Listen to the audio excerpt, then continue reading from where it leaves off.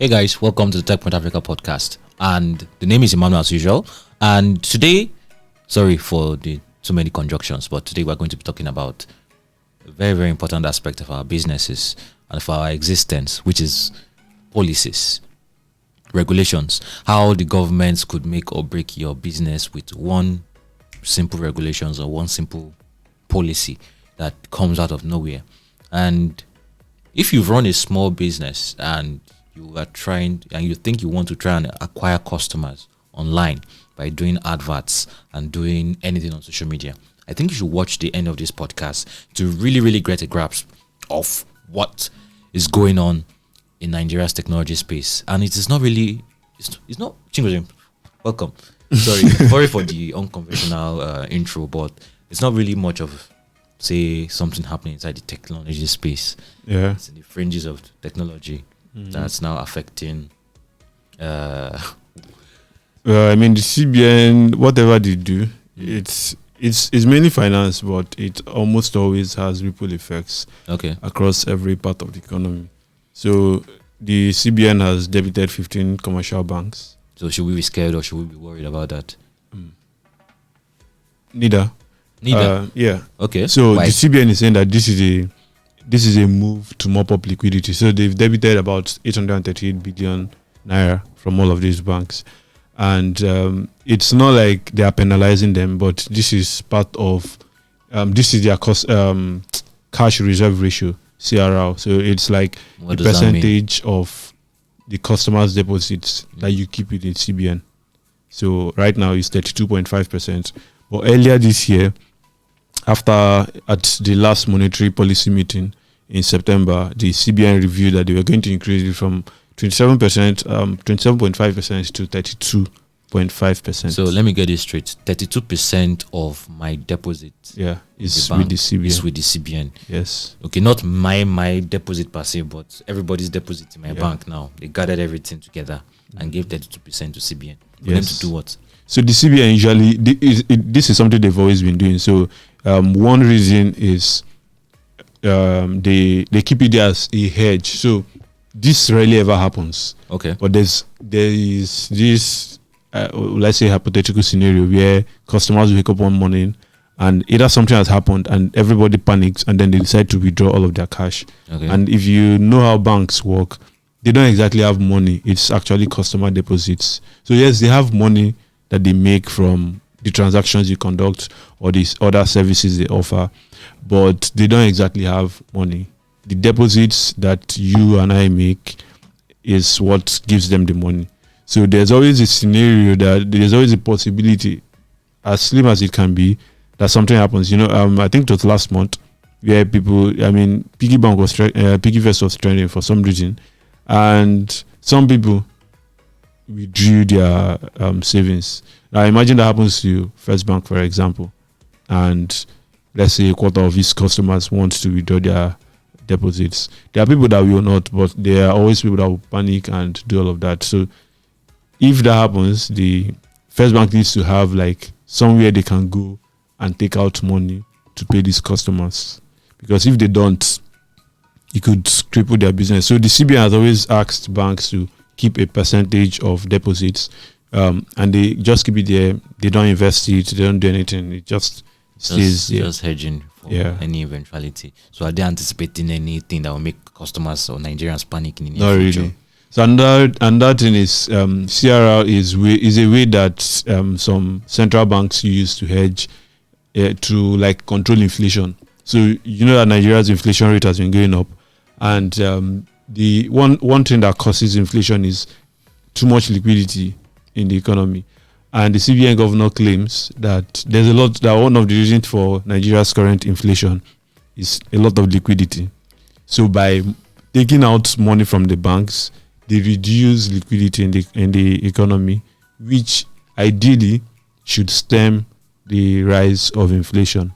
But now, do we really have a lot of liquidity? People don't have money. So what do they mean by there's a lot of liquidity? Do people have money? That's the issue. I mean, if this was in the US, some people have said that the the pumping of stimulus funds into the US economy during COVID in the is US responsible. It's understandable, right? Yeah. But I mean, in Nigeria, we are holding Indomie. Indomie. So what liquidity was? Okay, is it the loans they gave or what? I mean, I still can't understand that the reasoning, because salaries are increasing with the inflation. So what liquidity are they referring to? Well, another thing is taking increasing the CRR rate of banks also means they have less funds that they can lend. So you are most likely not going to get a loan easily from the banks. But in the situation where you get it, they could also increase their interest rate, which the CBN has actually raised the benchmark interest rate recently to about 15%.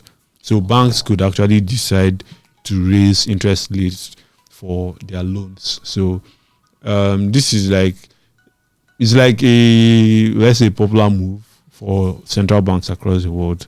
Just reduce the amount of money banks have and then use it to stem inflation for a bit. So for me, it just feels like Nigeria is just trying to copy what other countries are doing, because other countries are doing it long before. So of course, it's no news that there's a global economic crisis.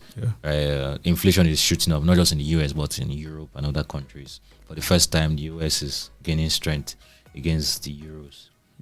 For the first time in a long time, actually. So, but Nigeria's inflation, since... I mean, we've been having an inflation. Yes, the CBN and Bureau of Statistics, they may differ on how it has been.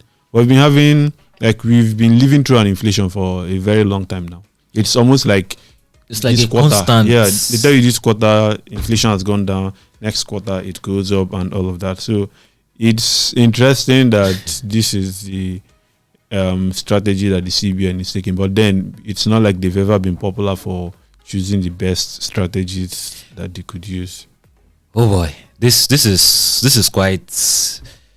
It's paining my head. I won't lie, but let's just keep a pin on this right now and bring you to the FinTech Summit that we're hosting in November 26th at 4 Points by Sheraton. So we'll be having conversations like this across different breakout sessions, and of course, we're going to be looking at the true impact of FinTech in Nigeria's economy. So when the CBN is coming up with policies like this, how do financial technology companies react? What do they do, right? Then there are initiatives like the startup bill that are supposed to create an enabling environment for startups. How does it tie in with all these other bells and whistles that we're going to be looking at? So many things to be looking at, and I think you should head to fintech.techpoint.africa and grab your ticket ASAP. And there's a side attraction, right? Yes, there's not a side attraction, with a major attraction. Yes. Yeah, there's a fintech hackathon, and so basically you need to build a solution for financial services, a very innovative solution at that, not just a copy and paste model. So yeah, you build a solution for financial services in Nigeria, and then you stand a chance of winning $5,000. So you can also go to the website and sign up to submit your or to indicate your interest, and ideally you should be in a team, but individuals can also sign up. But yeah,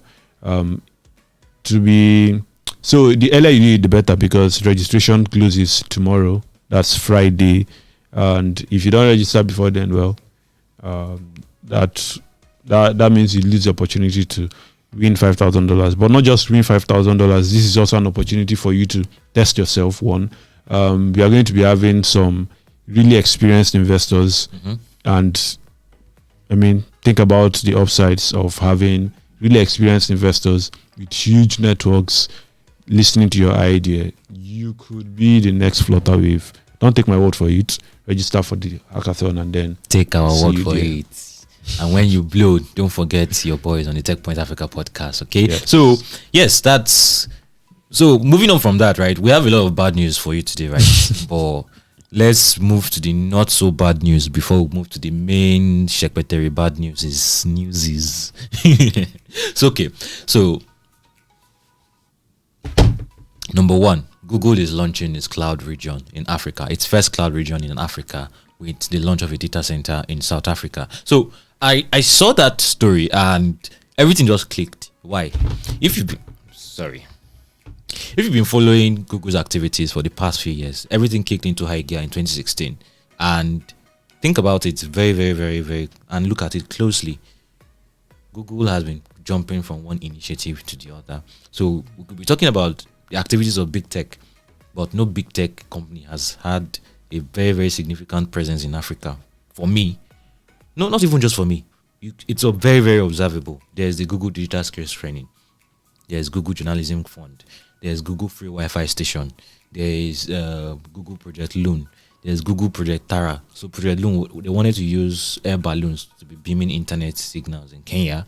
Project Tara, now they want to be using beams of light to beam internet signals. So think Starlink using radio waves to send internet signals from space down to Earth. Google is using Project Tara, beams of light to send signals, internet signals to remote communities. So many projects. And if you really, really look at all these projects and follow all the stories we've been publishing at Techpoint, you will see that no matter who you are, whether you're a business owner, whether you're an executive, whether you're a job seeker, or you are just a random person that doesn't care about any of this, Google has one thing for you. That is focused on Africa, or not just the everything Google does, right? But they have a skills training. So you want to learn digital skills. There's a Google Career Certificate. So you want to learn cloud computing. You want to learn data analytics. So many things. And they've all positioned this like, oh, they're doing this to support Africa. That is where my head has been ringing for the past 2 years since I started covering Google's activities, right? What's in it for Google? They're a business company. And they're an ad revenue company. Their main source of revenue is from their ad business, the advertising. So why are they interested in, for instance, landing a data center? So for the uninitiated, the data center is most likely. So if you think of the internet as a human body, right? The vein are those submarine cables under the ocean, connecting all the continents together. So it's the vein that is carrying the signals. But these data centers, they're the heart. They're the ones that are now pumping loads to every other part. So the cables are carrying the internet signals from wherever they are. Then it goes to the heart. Then the heart distributes it to the organs that need it.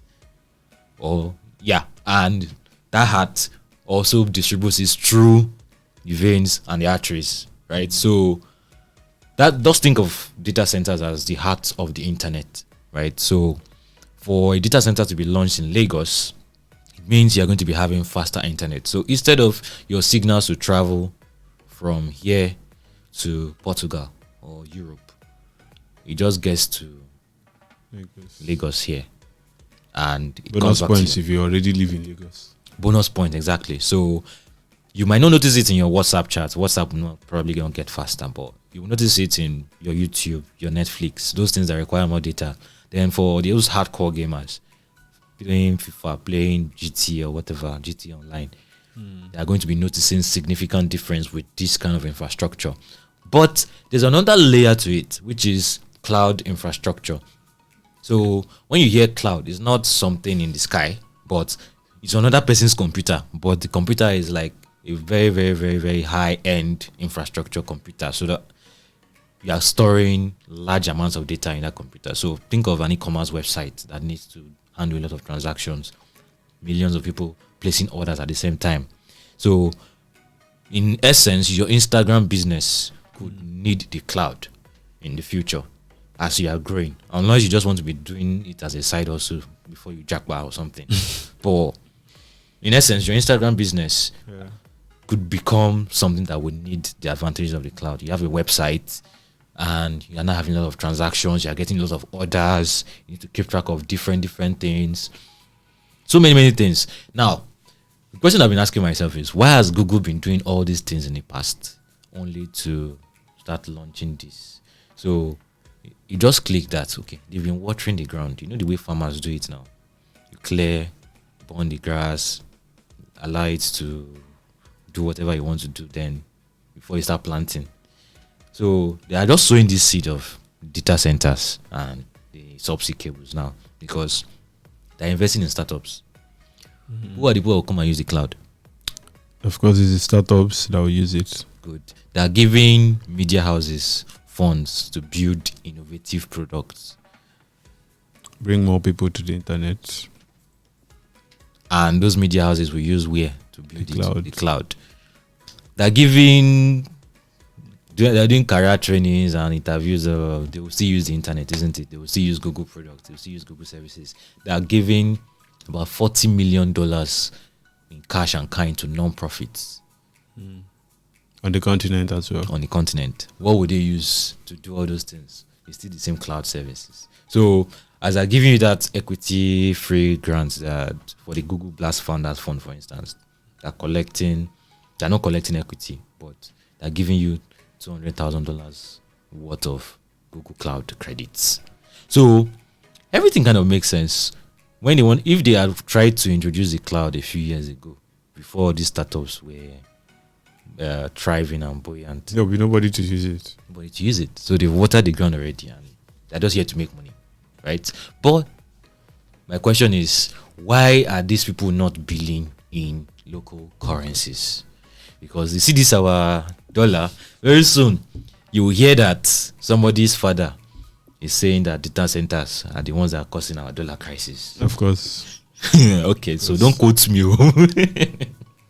Yeah, but that's pretty much the story, and it's not really. What do you think about any of all the stories I just? Well, I mean, a data center or a cloud region in Africa is good news. At least a business that uses it, they can experience faster transactions. Regular users like us, cannot experience faster transactions or faster connections. And I'm also looking at the impact it has, apart from like maybe business impact, the impact it has, more visibility for Google. A lot of people. For a lot of people in Africa, Google is the internet. Yeah. And that could also help. We've been talking about mobile penetration and internet penetration. It's still at very low levels in many African countries. So, I mean, the more Google does all of this, it could actually help to pull a lot of people to bring people on to the internet. And if more people come on the internet, that's a boon for businesses that thrive on the internet. So I think it's net positive for everybody. The more Google does that, yes, they are a business, they want to make money, but there's also the knock-on effects of what they are doing. So, and well, the jury is still out on how much how much money they will actually make from Africa, especially in a very short period of time, let's say 5 years. But I think 10 years, 15, 20 years, with all their investments, any other person coming in, any other big tech company coming in, we probably have a lot of work to do to unseat them. So I think they may not make the money now, but they'll definitely make the money at some point. Yeah, I'm imagining maybe a startup like, say, CredPal. Okay. As buy now, pay later. Let's say CredPal becomes a unicorn tomorrow. That's a unicorn that runs on Google's infrastructure because they're one of the benefactors of the Black Founders Fund. So that's just one point. But I'm thinking, does it affect ride hailing in any way? Ride hailing? Yes. Possibly. Ride hailing. I mean, Uber is increasing cab fares up and down. So yes. Yeah, but could it affect ride hailing? I mean, imagine a situation where either Uber decides to come over to probably bring some of the engineers to Africa. I mean, that could affect it. We don't want. They should just reduce their. What's even going on with that, Seth? Well, Uber is increasing their fare in Lagos. I mean, that's the notice. Lagos. We don't know what it's going to be like in other cities, maybe Ibadan and the rest. And we also don't know if they are going to be doing that. Like if it's something that will happen soon in other African countries. But for now, we know that they are increasing their fare. It went into effect on the 3rd of October 2022. That's on Monday. And they are increasing the base fare, increasing the minimum fare, and then the per minute fare. So the base fare has gone from 340 to 450. And the per minute fare has also gone from 14 naira to 16 naira. So it's, yes, it's bad news. Although, more bad news. Yeah, more bad news. So the way I think about all of these things, I'm not very, very meticulous about like these tiny details like finances. But yeah, when it adds up, it could get significant. But then it's not like Africa is the first place that they are doing this. Last year they had to increase fares in London, and the reason the country when you go mention London and Nigeria. If they could do that if they could increase fares in a place that is let's say has a higher buying power or more buying power, then think about it. They did that for a reason. So if you've used Uber recently, you'll notice that for us in Lagos, it's difficult, or depending on where you are, it takes a longer time for you to get a driver compared to Bolt. Yes, that's why I didn't use Uber this week. Okay. Because it kept rotating. I couldn't get any driver. That was my experience last week. Like, I think I was on the island and I was supposed to come back. It took me possibly 20 to 30 minutes before I could get a ride. And even so, it's very, very. That's one problem. And I was talking about this with Madumere during the week, and I don't think it's because the drivers are difficult to find. It's because there's a driver shortage, right? Bolt has, and one of the reasons Bolt has a lot of drivers. First, they had the we call it first mover advantage, and not really first mover advantage, but like when they joined, their practices were kind of less. Their sign-up practices were less stringent than Uber. So a lot of people went there, and even up to this point, I think I was in an Uber ride, and Uber was telling me, "You guys have been in one spot for too long. Why?" And I even saw that they also sent a notification to my driver. So it's one of the reasons why Bolt has more drivers, and data also shows us that Bolt has more drivers. So naturally, to be harder, and Uber is doing their best to attract more people or more drivers. Yeah. So I've noticed I've had better experiences with Uber drivers than Bolt drivers. Uber is a lot more strict. They think twice before cancelling on you. Yeah. If they can't go to a particular location. So sometimes they even call and plead that, please just help me cancel this because of so and so reasons. But with Bolt, they don't send you like that. Driver told me he was coming. He was on. I went late for an event because of that. Told me he was on his way, and I just left it. And before you know it, I saw that the waiting time has increased from 5 minutes to 12 minutes. Yeah. I'm like, What happened? What happened? He said, don't worry, I'm on my way. Are you not in Susan? I say, yes. Before you know, 20 minutes, I say, God, it's God that will forgive you. So he was basically going the opposite direction. So he just picked the right, so that and he doesn't want to cancel probably because he has cancelled a lot of rights. But so it's just very, very weird. But let's keep a pin on that and we'll try to keep following on what is going on in the ride-hailing space, and let's see. But what I really wanted to talk about, which we probably not have enough time to digest now, is FG suing Meta. Yeah. They are suing Meta for 30 billion naira. That's 30 billion gang. 30 billion gang. It's so weird to imagine something like this. So what are they suing Meta for? They said Meta should be presenting the ads that Nigerians are making to them for them to vet before it goes live. Interesting. So basically they want to be approving ads before it goes live. Exactly. Why? How does that even make any sense? I have a lot of conspiracy theories. I also do. Good, but I don't know if it's prudent to mention it on Techpoint Africa Podcast. Let's keep it to ourselves. Yes. We'll talk about it. But it's very, very weird because the law that they just amended the app. So the Advertising Regulatory Council of Nigeria, ACON, was formerly the Advertising Protection Council, APCON, and they just updated their act this month. And they're already suing them. So it is the content of that update they're now using to sue Meta for 30 billion. How it makes sense in any universe, it's beyond me. So for me, it feels like the Nigerian government keeps trying. They failed with the social media bill. They failed with the NIDA code of practice, the NIDA whatever. The NIDA bill. Yes, the NIDA code of practice was even different from the NIDA bill. The NBC broadcast code. You can find all those stories on Techpoint, right? All these stories, we actually treated them. Then the fifth one, which is this one now. Why do you want to regulate the ads Nigerians are putting online in this period? The atmosphere is politically charged. Yeah. And you want to start regulating ads on social media.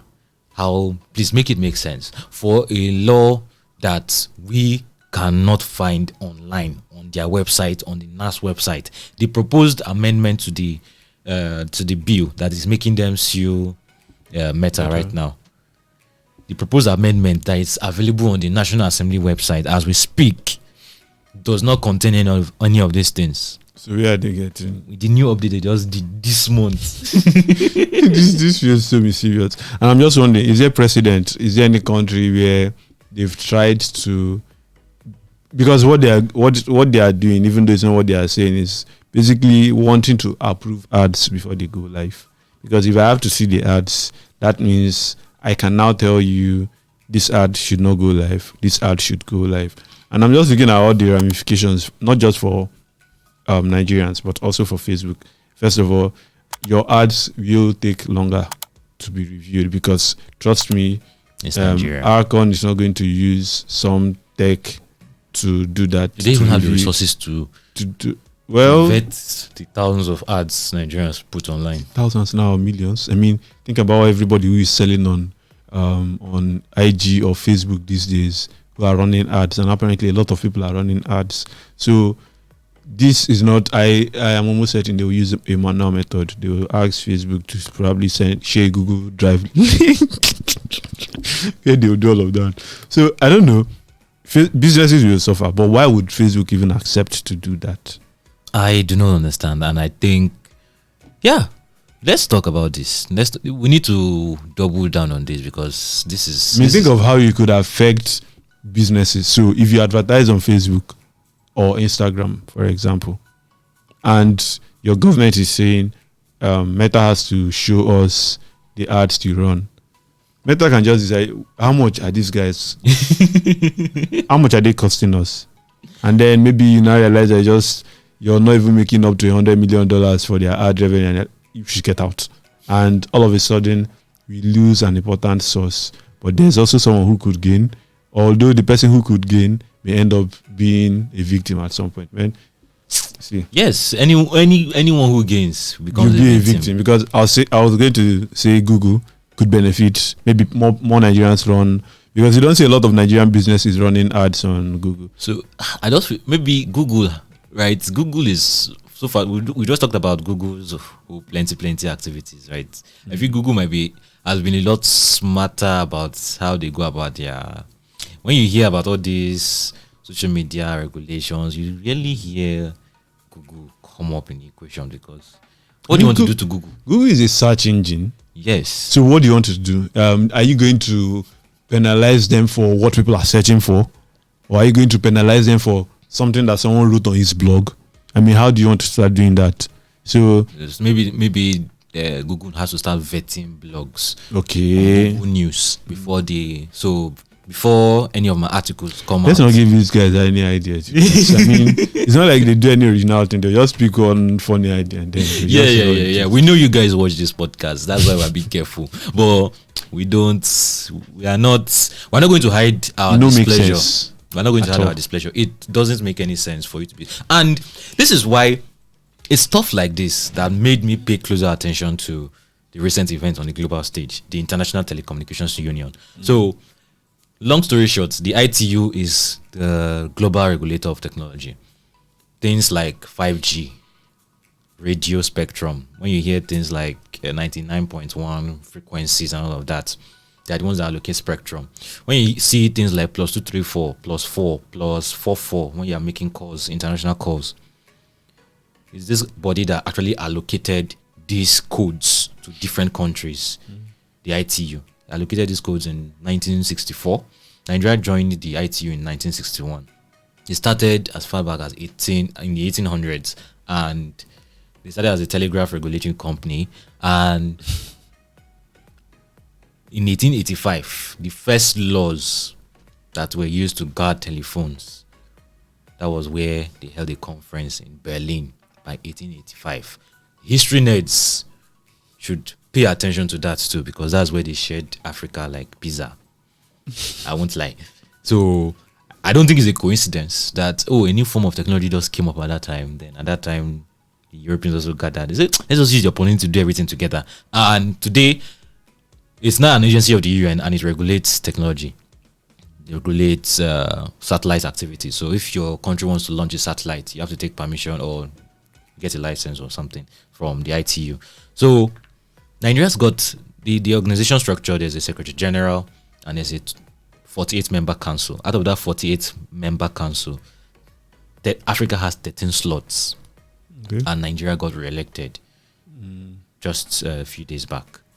And what made me pay attention to this is, okay, the ITU, most people have been ignoring them. Most people don't even know about them or even care about them. But now that technology companies are becoming more powerful, Google, Facebook, Amazon, all these guys, the activities are now influencing a lot of things in the political space. Now think about it. Many things could change in the internet space with the activities of the ITU, because Google, Facebook, and all those guys, they're also getting involved. China, Russia, they're all involved in the ITU. You see people lobbying for their own country codes for calls. Countries, regions that are trying to break out of another country. Maybe they've been trying to lobby the UN directly. It's not working, so they will go through that route. If they can get my country code first. So if you want to call a certain country now, if you want to call my region, you have to dial that country code. That's a good start to finally enter the UN. So a lot of attention is being paid to the ITU now, and I think the US have largely ignored them. But this time around, they started paying attention. Why? China and Russia, they are trying to propose a new protocol to change how we operate the internet. So individuals will need to register to use the internet, and the governments will now have total control instead of the corporations. So instead of Google, Facebook determining what you see on the internet, the Nigerian government, the South African government, the Kenyan government, the Ethiopian government, they determine what you see on the internet. Which is not good news for anybody. Exactly. For instance, in China right now, it's a model that worked well for China. You can't use Google or Facebook right now in China.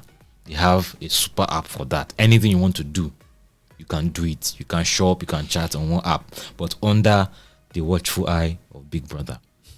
So think about it. This is the government that has been doing all of this. And then they now have to determine what you see, when you see it, how you see it. Good. Game over. Good. And China has been proposing it in the ITU. And guess what relationship China has with Africa? Trade, economic relationship. Plenty. They forgave our debt recently.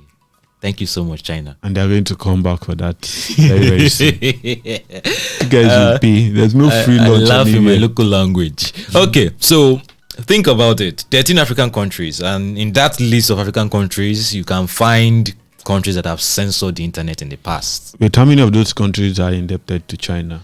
I need to actually find out that. Yes, and actually had their debts forgiven.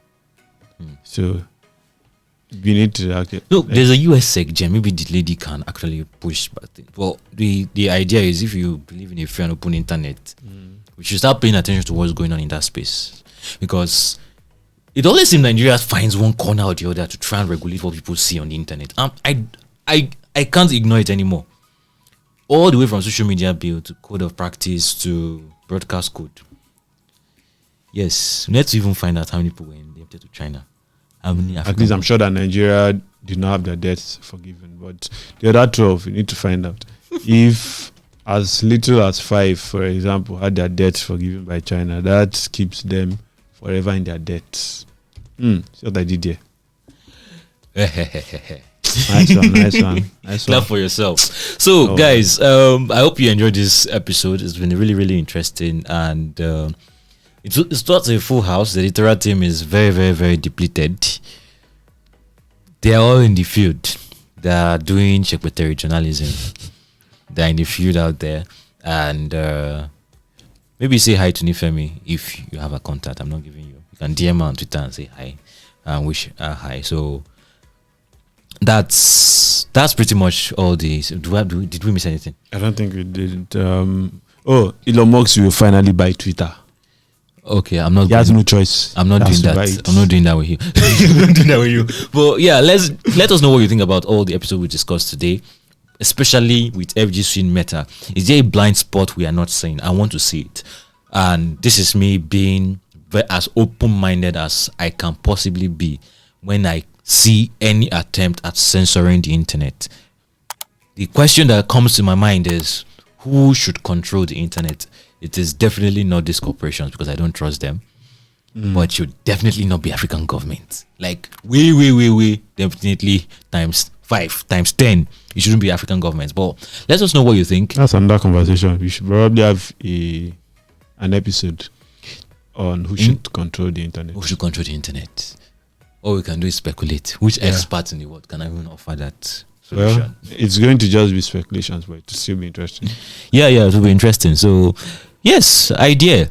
Let us know who you would like to hear talk about this, and we're going to grab them by the neck. Yeah, we've reached out to Zipline already, and we are promising conversations on that front. But let us know who you would like to hear.